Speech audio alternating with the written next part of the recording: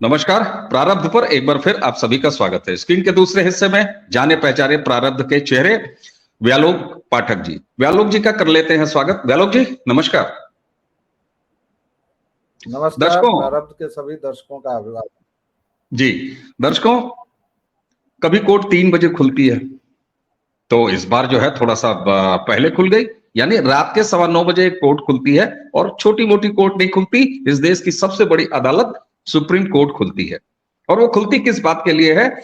एक साहिबा को, नाम आप सब जानते होंगे, तीस्ता सीतलवाड़। तीस्ता सीतलवाड़ जी की जमानत अर्जी गुजरात हाईकोर्ट ने खारिज कर दी। मैडम उसी दिन यानी शनिवार को, बीता जो शनिवार है, उसी दिन पहुंची सुप्रीम कोर्ट। सुप्रीम कोर्ट में पहले 2 जजों की बेंच आपस में सहमत नहीं हो पाए कि इनको क्यों दिया जाए जमानत, लेकिन जमानत देने पर तो आमादा। और कहा जा रहा है कि 3 जजों की एक बेंच बनी, बड़ी बेंच बनी, ताकि 2-1 से फैसला हो ही जाए। मतलब रात कितनी भी हो जाए, लेकिन काम जरूर हो जाए। और अंततः हुआ भी वही, जमानत मिल गई तीस्ता सीतलवाड़ को। 9:15 बजे बेंच बैठी तीसरे जज वाली, और उन्होंने जमानत दे दिया। जमानत ही नहीं दिया, बल्कि गुजरात हाईकोर्ट के फैसले को स्टे भी कर दिया। हालांकि ये जमानत 8 दिन की मिली है, इंटरिम जमानत है। लेकिन आखिर गुजरात हाईकोर्ट ने जिसकी जमानत रद्द की, सुप्रीम कोर्ट से पहले एक बार जमानत मिल चुकी है। तीस्ता जी जेल का सफर भी करके आई हैं। उनके ऊपर आप सभी जानते हैं, गुजरात दंगों के बाद आरोप लगाने के लिए फर्जी सबूत, फर्जी गवाह, फर्जी तरीके से लोगों को बदनाम और फंसाने की साजिश, इसका खुलासा गुजरात पुलिस ने प्रॉपर इन्वेस्टिगेशन के बाद किया था। व्यालोक सर, सर ये बताइए, सुना है बड़े हाकिम भारतनाट्यम देख रहे थे, और भारतनाट्यम देखते देखते जब उनको ये पता चला कि कोई एक बहुत इमरजेंसी आ गई है जिसको कि आज ही रात सुन लेना जरूरी है, सोमवार का इंतजार नहीं किया जा सकता, तो वो भारतनाट्यम से खुद उठे और नाचते थिरकते आखिरकार देर रात में तीस्ता सीतलवाड़ की जमानत का इंतजाम हो गया। सर ये क्या निजाम है सर? ये ऑर्डर क्या है?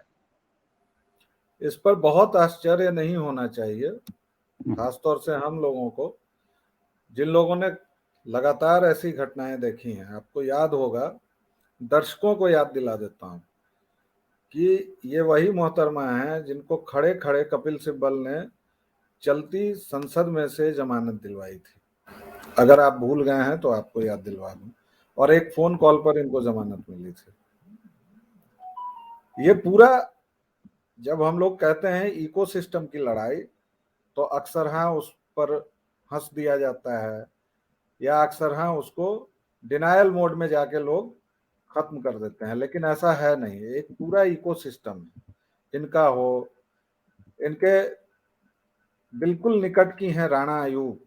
हालांकि वो अभी तक जेल की यात्रा नहीं कर पाई हैं, लेकिन उन पर भी मिसअप्रोप्रिएशन का चार्ज तो लग ही गया है, फंड्स के मिसअप्रोप्रिएशन जी। और राणा अयूब की एकमात्र ख्याति है कि उन्होंने गुजरात फाइल्स लिखी है। गुजरात में दंगे हुए, 1000 निरीह लोग मारे गए, और उसमें इंसान मारे गए थे। उसमें हिंदू या मुसलमान कोई भी मारे जाएं, लेकिन दंगों में इंसान मारा जाता है। और अगर उसमें संख्या की बात हो, अगर बात वहीं आ जाए कि भाई इतने हिंदू मरे, तो उसमें देख लीजिए कि बराबर की संख्या में हिंदू भी मरे हैं। जी। ऐसा कोई दंगा नहीं होता है।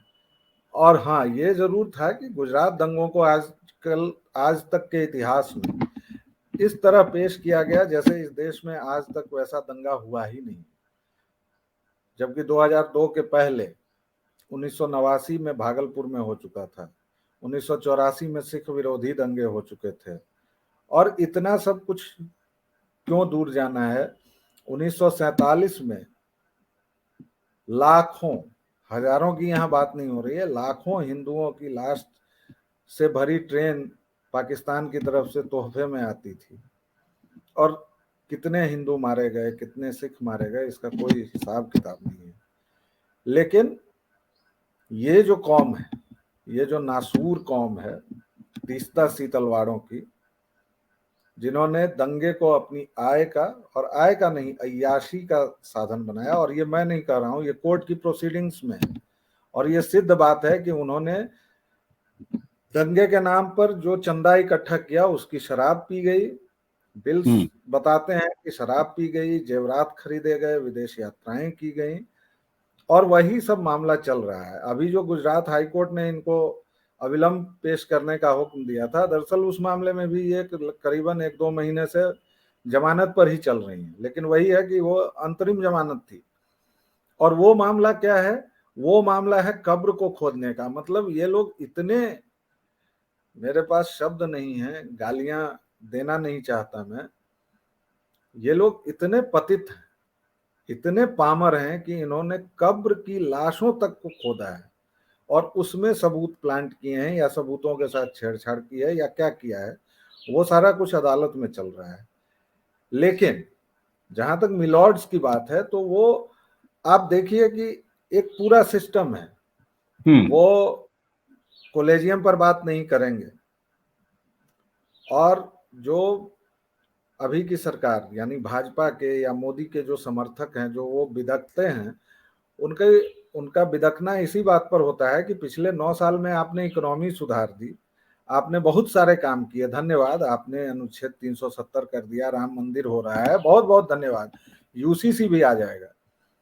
लेकिन आप यह नहीं समझ रहे हैं कि आप अगर एक बार फिसले, और इस देश की जनता का ठिकाना नहीं है, अगर आप सत्ता से गए तो वो 3 ट्रिलियन जो हो रहा है ना अभी, और 5 ट्रिलियन की इकोनॉमी, वो सब का सब ये राक्षस कैसे खाएंगे? इन्होंने किया हुआ है। 1991 में इन्होंने देश को भिखमंगा बना दिया था। 2004 से 2014 के दौरान, मतलब ऐसा कोई सप्ताह नहीं जाता था जब एक घोटाले की खबर नहीं आती थी। बिल्कुल। वो तो हमारा सिस्टम ऐसा है कि 2G घोटाले को कह दिया जाता है कि भाई वो देयर वाज नो घोटाला, zero loss theory. Zero loss theory दे दी जाती है। और आपको मैं बता दूं कि ये कोई भी आप, ये चूंकि एक सांस्थानिक फैसले होते हैं, तो किसी भी घोटाले में किसको आपने सजा सुनी है? मधु कोड़ा उतना बड़ा घोटाला के आरोपी बने, जेल गए, आज कहाँ है नहीं है पता नहीं, लेकिन उनको सजा तो नहीं हुई। ठीक बात। नरसिम्हा राव ऊपर चले गए, उन पर क्या क्या दाग नहीं लगे, हर्षद मेहता कांड से लेकर सूटकेस कांड तक। और अभी जो इस सरकार में जो कहा जाता है ईडी और सीबीआई इनकी ये है, इतनी जांचें चल रही हैं, लेकिन नहीं, उसमें कुछ नहीं। खैर, बात अदालतों की थी, तो अदालतें इस देश में याकूब मेनन के लिए भी खुली थी, आपको याद हो। बिल्कुल, भोर के तो 3 बजे। याकूब मेनन की तुलना में तो तीस्ता जी देवी हैं, उनकी मूर्ति बना के पूजा की जानी चाहिए। याकूब मेनन से तो खतरनाक नहीं है ना। लेकिन याकूब मेनन के लिए इस देश में अदालतें खुलती हैं। इस देश में अदालत के पास तमाम टाइम है, सबरीमाला से लेके है दही हांडी की ऊंचाई तक सिद्ध करने को। लेकिन कश्मीर के हिंदुओं के नरसंहार पर इस देश की अदालत कहती है, और ये रिकॉर्डेड है, कि अब तो मामला बहुत पुराना हो गया है। तो कश्मीर का नरसंहार अगर हिंदुओं का 1989-90 में हुआ, तो ये भी तो 2002 का मामला है, ये भी बहुत पुराना हो गया। बिल्कुल। बंद कीजिए भाई, और तीस्ता जी को भी चैन से पूरी जमानत दे दीजिए। किया क्या है उन्होंने? इतनी मेहनत की है उन्होंने फांसीवाद को रोकने के लिए। तो मान लीजिए कुछ लाख रुपए की शराब पी ली गई, कुछ लाख के जेवर बना लिए गए, तो ऐसा क्या बवाल कर देना है ये हिंदूवादियों को? ऐसा बिल्कुल। कौन सा बवाल कर दिया उन्होंने? कितनी मेहनत से कुछ कब्रें अगर खोद ली गई, उसमें से सामान कुछ ले जाके रख दिया गया, तो ये भी कोई बहुत बड़ी चीज थोड़ी ना साहब। मेहनत लगी होगी, पसीना बहा होगा। बिल्कुल लगा होगा, बहुत पसीना बहा, बहुत खून तो खैर ये लोग नहीं बहा पाए। हालांकि योजना तो वही थी कि गुजरात लगातार धधकता रहे, लगातार जलता रहे, लेकिन उसमें सफल नहीं हुए। अदालत में आपने बता ही दिया है कि जब एक एक से मामला फंस गया, तो 2-1 ठीक। करवाया जाए तो फिर 3 सदस्यीय बेंच बनी। आपने ये भी बताया कि सब कुछ के बावजूद, जबकि सुप्रीम कोर्ट आज ही से खुल रहा है, बिल्कुल। कल वो खुला भी नहीं था। सुप्रीम कोर्ट बिल्कुल। आज से खुल रहा है, 2 महीने की छुट्टी के बाद। उस समय इस देश का सामान्य नागरिक चाहेगा, वैसे इस देश का सामान्य नागरिक चाहे भी तो सुप्रीम कोर्ट तक पहुंचने में उसके मतलब कई पुरखें अस्त और उदित हो जाएंगे। बिल्कुल ब्यालोक जी, अगर मैं एक चीज और सामने रखूं दर्शकों के भी और आपके भी, जो बाद में तीन जजों की जो बेंच बनी उसकी जो अगुवाई कर रहे थे जस्टिस बी आर गवई साहब ने सॉलिसिटर जनरल से ये कहा कि अगर 8 दिन और इनको दे दिए जाएं तो क्या नुकसान हो जाएगा। अरे साहब, हाँ, कोई नुकसान नहीं हो जाएगा। उसके बाद सॉलिसिटर जनरल ने ये कहा कि ठीक है साहब, अगर आप कुछ टाइम देना चाहते हैं तो टाइम दे दीजिए, लेकिन जो गुजरात हाई कोर्ट का जो डिसीजन है उसको स्टे मत करिए। 3 जज साहब की बेंच ने सर्वसम्मति से ये फैसला दिया। इस बार देखिए आप, कोई तफरका नहीं हुआ, तीनों एक बात, तीनों हाकिम लोग एक बात पर सहमत हो गए। उन्होंने कहा नहीं, इनको 8 दिन का टाइम भी देते हैं और गुजरात हाई कोर्ट के उस जो फैसला है उसका स्टे भी करते हैं। अच्छा, यहां रात को 9 बजे प्रायोरिटी के आधार पर इसी समय याद आता है कि एक मनीष कश्यप नाम का यूट्यूबर, ठीक है हम नहीं मानते उसको पत्रकार, आप नहीं मानते, हम भी नहीं मानते। अगर आप किसी लाइसेंस शुदा पत्रकार को ही पत्रकार मानते हैं, ये उसी तरह का है कि जैसे लाल क्लब का पर्ची कटाने के बाद, यानी प्रगतिशील लेखक संघ की पर्ची कटा लेने के बाद ही किसी को आप लेखक मानते थे, भले वो लिखता हो अपना वैचारिक नारा और आप कह देंगे भैया ये कौन से अब कविता है, तो वो कहेंगे अरे मित्र आपको समझ में नहीं आई, दरअसल ये नई कविता है। तो इस तरह की जो गिरोहबाजी है उसका पर्ची कटाने के बाद, यानी आप लाइसेंस शुदा लोगों को ही अगर पत्रकार मानते हैं तो ठीक है, नहीं है वो पत्रकार, हम उसको यूट्यूबर ही कहते हैं। मनीष कश्यप साहब, उससे तो आपको इतना खतरा है कि आपने कह दिया कि 2 राज्यों में गृहयुद्ध। अरे किस बात के लिए आप उसकी केस को सुनते नहीं हैं, दिन के उजाले में नहीं सुनते हैं, और यहां किसी शीतलवाड़ के किसी दुर्भावनापूर्ण खिलवाड़ पर आप जो है रात के अंधेरे में भी न्याय देने पर उतारू हो जाते हैं। तो सरकार, मिलाड, हजूर, माई बाप, अगर इतना ही न्याय देने पर उतारू हैं तो मनीष कश्यप ने कौन सी बहुत गुनाह कर दिया है साहब? नहीं, है, गुनाह है। और उसके पहले तो इस बात से पर जरा दर्शकों को मैं शुद्ध अभिधा में बता दूं कि मनीष कश्यप या तो पत्रकार है या नहीं है। यूट्यूबर नाम की प्रजाति कोई नहीं होती है। पत्रकार का सीधा सा मतलब ये होता है, जो मैंने पढ़ा है, जो मुझे पढ़ाया गया है, और मैं इस देश के तथाकथित सर्वश्रेष्ठ मीडिया संस्थान का प्रोडक्ट हूँ। ये अलग बात है कि मैं उसमें कितने दिन गया या नहीं गया, या उसमें मैं क्या सीखा नहीं सीखा, वो अलग मुद्दे हैं। तो मैं ये पूरी जिम्मेदारी से कहता हूं कि अगर आप पत्रकारों में इस तरह का तफरका करते हैं तो फिर इससे बेकार बात कुछ नहीं है। क्योंकि आप आज की डेट में देखिए कि जो तमाम इस गिरोह के बड़े बड़े नाम थे वो सब के सब यूट्यूब पर है। और पत्रकार का सीधा सा मतलब ये होता है कि वह जनता के समक्ष खबरें पेश करे। इससे ज्यादा मेरे लिए कोई मतलब नहीं है, कोई ये नहीं है।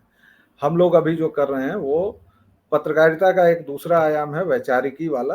हम लोग वो कर रहे हैं, हम लोग चर्चा कर रहे हैं, हम लोग बातचीत कर रहे हैं। लेकिन जो न्यूज जिसको कहते हैं, तो मनीष कश्यप न्यूज दे रहा था, भले उसमें वो अपने व्यूज का घालमेल करता है या जो भी। आपको उसका स्टाइल नहीं पसंद आ सकता है, मुझे नहीं आता है। पर्सनली मैं मनीष कश्यप का फैन छोड़िए, मैं उसको देखता भी नहीं हूँ, और मैं जानता हूँ कि उस तरह की पत्रकारिता नुकसान करती है। और मनीष कश्यप को मैं पत्रकार मानता भी नहीं हूँ, क्योंकि चीख चिल्लाहट से पत्रकारिता नहीं होती है। लेकिन वो कौन नहीं चीख चिल्ला रहा है? हर एक एंटरटेनमेंट चैनल पर आप जहाँ भी देखें, हर एक जगह वही चीख चिल्लाहट चल रही है। 7-8 बॉक्सेज बने हुए हैं, 7-8 लोग चिल्ला रहे हैं। तो मनीष कश्यप या तो पत्रकार है, या फिर ये जो तमाम बड़े नाम हैं सो कॉल्ड, चाहे वो आपके परम प्रिय आपके जो हैं रवीश पांडे जी हों, या अरफा बेबी हों, या सॉरी बीवी हों, या फिर सायमा हों, या जो भी हों, या आप नाम लेते जाइए, पुण्य प्रसून हों, अजीत अंजुम हों, जो भी हों, ये सब के सब यूट्यूबर हैं मात्र। बात नंबर 1। इस पर मैं इसलिए इतने दिन से ज्यादा बोला क्योंकि आज तक मुझे इस पर बोलने का और रखने का मौका नहीं मिला था। सब कहते थे कि मनीष कश्यप पत्रकार ही नहीं है। भाई पत्रकार को सींग थोड़े निकले रहते हैं, ठीक बात। और अगर वो पत्रकार नहीं है तो ये लोग भी नहीं है। अगर इस बात का दावा है कि एक मीडिया हाउस, और वो भी नोएडा सेंट्रिक मीडिया हाउस का आई कार्ड ही बताएगा कि आप पत्रकार हैं, तब तो भाई इस देश में 1-1,500 लोग पत्रकार हैं, बाकी कोई पत्रकार नहीं है। लेकिन मजे की बात यह है कि आप जितने बड़े नाम खोजेंगे पत्रकारिता के, वो उनमें से बहुत सारे नोएडा में काम नहीं करते हैं, ठीक बात। वो सब के सब बाहर हैं। तो एक बात तो ये, दूसरी बात ये कि उसको जमानत नहीं मिलेगी। उसको जमानत इसलिए नहीं मिलेगी क्योंकि वो राजनीति का शिकार हो गया है। और अभी जो बिहार में राजनीति चल रही है, आपको मैं बताऊं कि मैं उस डीजीपी का नाम भूल गया हूं, और शायद, मतलब मैं चूंकि कंफर्म नहीं हूं, मैं कंफर्म करके बता सकता हूं, लेकिन शायद वही डीजीपी है जिसके समय गिरफ्तारी हुई और उसने राजद की सदस्यता ली है। तो आप इस पेंच को समझ सकते हैं। और ठीक अगर है। उसके समय नहीं हुई है तो भी तमिलनाडु में कार्यरत डीजीपी, उसने इस्तीफा दिया और उसने आरजेडी की सदस्यता ली है और लालू जी की चरण वंदना की है। आप समझ लीजिए। और जाहिर तौर पर वो बिहार का होगा, जिसको तमिलनाडु कैडर मिला होगा। और जाहिर तौर पर हमारे बिहार में सबसे ज्यादा आईएएस होते हैं। तो वो जो सूत्र है, वह जो गणित है, वो वहां से देखना होगा। और ठीक। आप तेजस्वी जी ने जी। तेजस्वी जी ने बाकायदा इस बात की घोषणा की थी कि हाँ। मनीष कश्यप को दिक्कत होगी। हम्म। तो दिक्कत हो रही है और उसको होगी, वो तो सुप्रीम कोर्ट तक चला आया है। आप मनीष कश्यप को छोड़िए, आपको अगर वैसा कोई मुकदमा हो जाए तो पता नहीं, आप भी शायद चले जाएं सुप्रीम कोर्ट। सुप्रीम कोर्ट में मेरे एक दोस्त हैं, उनसे मैंने पूछा, गुरु ये जॉन तोन मेला चल जाता हो, सुप्रीम कोर्ट कैसे है? बोला कि भाई साहब, सुप्रीम कोर्ट में मामला केवल दाखिल करवाने के लिए ना इतनी लंबी चौड़ी प्रक्रिया है और इतना पैराफेरनेलिया है कि वहीं का वकील होना चाहिए, वहीं वो एक खास सिस्टम का वकील होगा, वही आपकी पीआईएल या जो भी है याचिका दाखिल करेगा, फिर उस पर सुनवाई होगी और तब समय लगेगा। और सुप्रीम कोर्ट वैसे तो बहुत बिजी है, आप समझ ही रहे हैं, देश का सर्वोच्च ये है। हाँ, उसके पास जलीकट्टू से लेके और सब चीज के लिए टाइम कैसे निकल आता है, मैं तो ये सोचता हूँ। और प्लस 3 महीने की छुट्टी भी जी ब्यालो जी, साल। वही मैं पूछ रहा हूँ कि ठीक है, मनीष कश्यप का जिक्र हमने सिर्फ इसलिए किया कि एक तरफ तीस्ता सी तलवार है, जिनके ऊपर इतने गंभीर आरोप हैं, वो इतने गंभीर मामले में उनको ऐसे जमानत दे दी जाती है। दूसरी तरफ मनीष कश्यप राजनीति का शिकार हुआ, ठीक है, वो सब बातें अपनी जगह, लेकिन वे हाकिम लोग, वो सुप्रीम कोर्ट तक पहुंचा ना, आखिर उसके वकील पहुंचे ना, बिल्कुल पहुंचा। और उसको किस तरीके से लगभग ये कहिए कि भगा दिया गया। तो ये दो अलग अलग पैमाने इस तरह से क्यों हैं? ये क्यों कुछ खास लोग, जिसको कि प्रधानमंत्री जी भी खान मार्केट गैंग भी कह चुके हैं, टुकड़े टुकड़े गैंग भी कह चुके हैं, तमाम नाम दे चुके हैं, आखिर क्या वजह है कि इनका इन कॉलेजियम क्लब वालों से इतनी साफ साफ साठगांठ दिखाई देती है? मुझे कोई हर्ज नहीं है ये कहने में। मिलाड अगर सोशल वो मीडिया करते हैं, कभी कभी ये कहते हैं कि इतने पत्थर सोशल मीडिया से क्यों हमारे ऊपर चलते हैं, तो क्या वो इन रिएक्शंस का, जनता की भावनाओं का उनको समझ में नहीं आता? नहीं, उनको इसलिए नहीं समझ में आता है क्योंकि गलती हमारी है।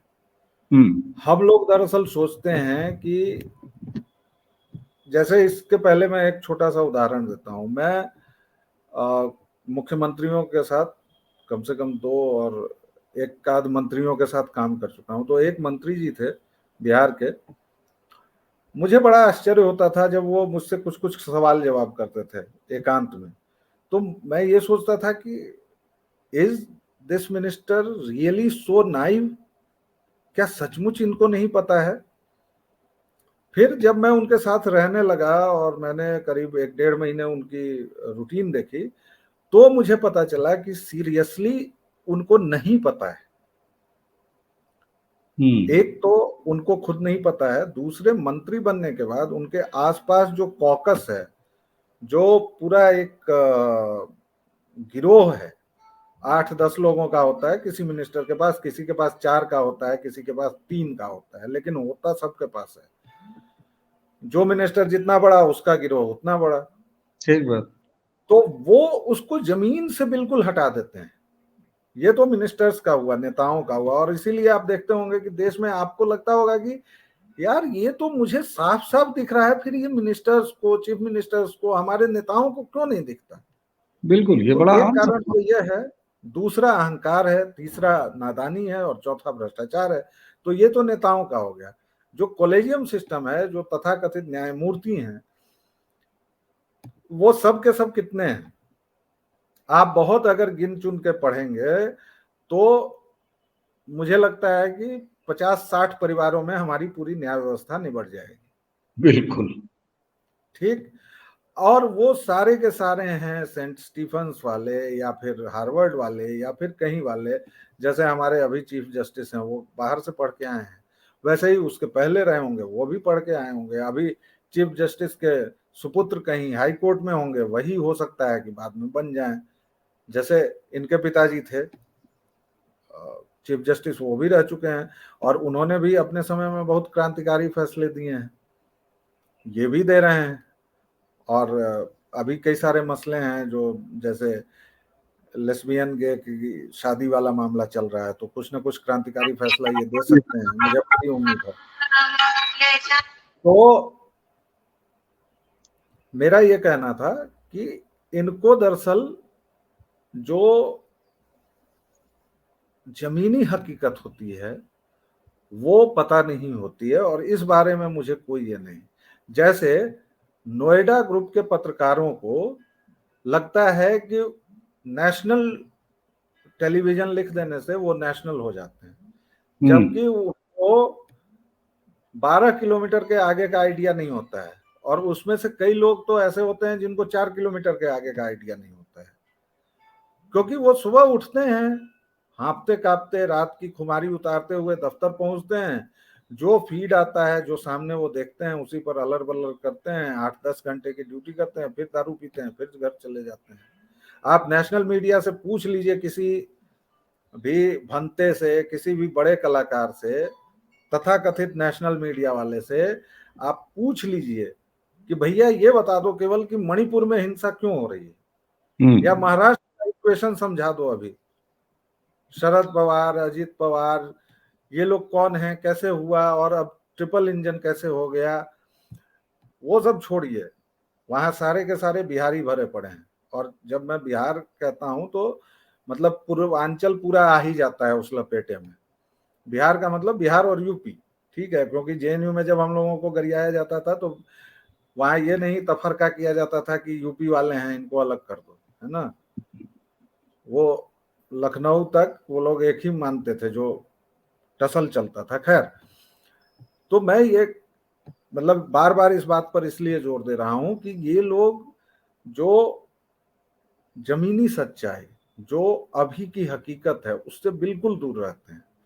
चाहे वो सो कॉल्ड नेशनल मीडिया वाले हों, चाहे नेताजी हों, और चाहे हमारे मिलॉर्ड्स के लिए सच ऑक्सफोर्ड में, इंडिया इंटरनेशनल सेंटर के क्लब में, और बाकी जगहों पर है। उनको ये नहीं पता है कि दरभंगा में और देवरिया में जो सिटी कोर्ट है, वहां का पेशकार क्या कर रहा है।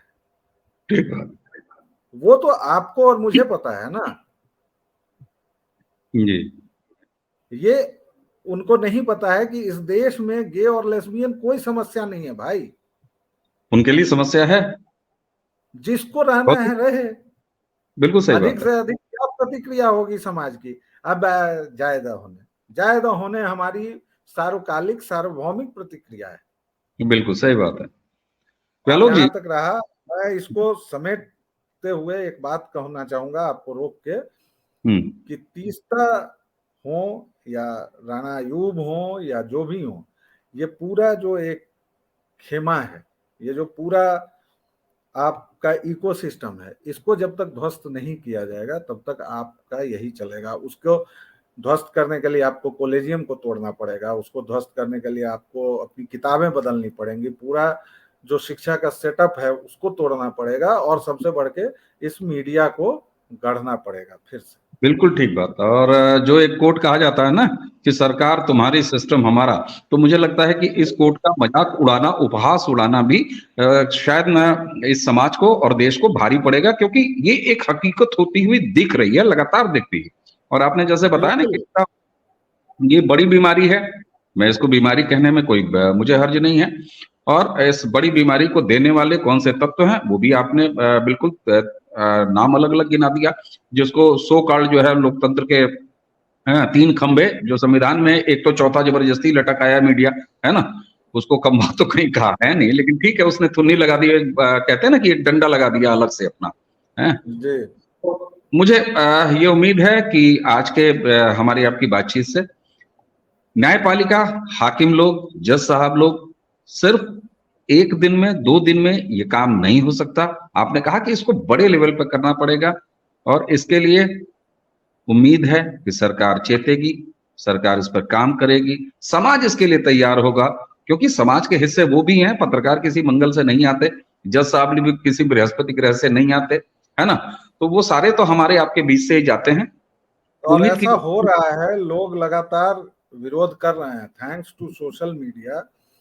इसका बहुत मजाक उड़ाया जाता है, लेकिन मैं मानता हूं कि इस देश में सबसे बड़ी क्रांति जो की है वो सोशल मीडिया ने की है, कि अब इन लोगों का लोड नहीं लिया जाता है। वरना मुझे याद है, एक बात और कह दूं, 97 में जब मैं जेएनयू गया था, तो रोमिला थापर, बिपिन चंद्रा, आई बा, माने पता नहीं कहाँ हुए, देवता हैं, देवी हैं, क्या हैं, देख लिया तो पता नहीं क्या है।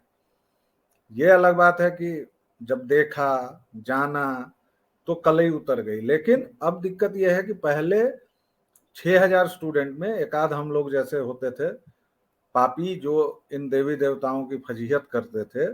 बिल्कुल, सोशल मीडिया ने उसको आम बना दिया। सोशल मीडिया अब इनका जब तब जो हिसाब करती है वो बहुत शानदार है, और सोशल मीडिया को मैं सबसे बड़ी क्रांति मानता हूँ। बिल्कुल, और मुझे उम्मीद है कि अपने तय कई बार कोट करने वाले सोशल मीडिया को वही हाकिम साहब जो कहते हैं सोशल मीडिया पे जरा कंट्रोल करना पड़ेगा, हमें भी बहुत गरियाया जा रहा है। अरे साहब, अगर उसी के पात्र हैं तो गरियाया जाएगा।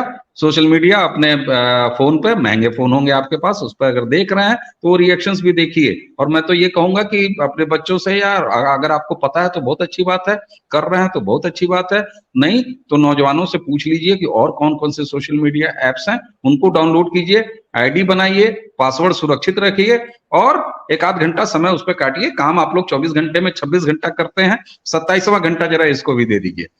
तो दर्शकों, तीस्ता सीतलवाड़ जी के हाकिमों के साथ किए गए इस खिलवाड़ पर आज हमने जो बातचीत करी व्यालोक जी से, हमें उम्मीद है कि कुछ न कुछ हम आपको निकाल के ले पाएंगे, क्योंकि हम 4 मरे 5 घायल वाले पत्रकार नहीं हैं, न उसकी पत्रकारिता करते हैं। हाँ, हम किसी बात पर आगे पीछे क्या हो सकता है, क्या है, इसका विश्लेषण जरूर करने का प्रयास करते हैं अपने तय।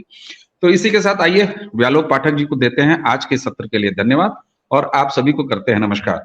धन्यवाद व्यालोक जी।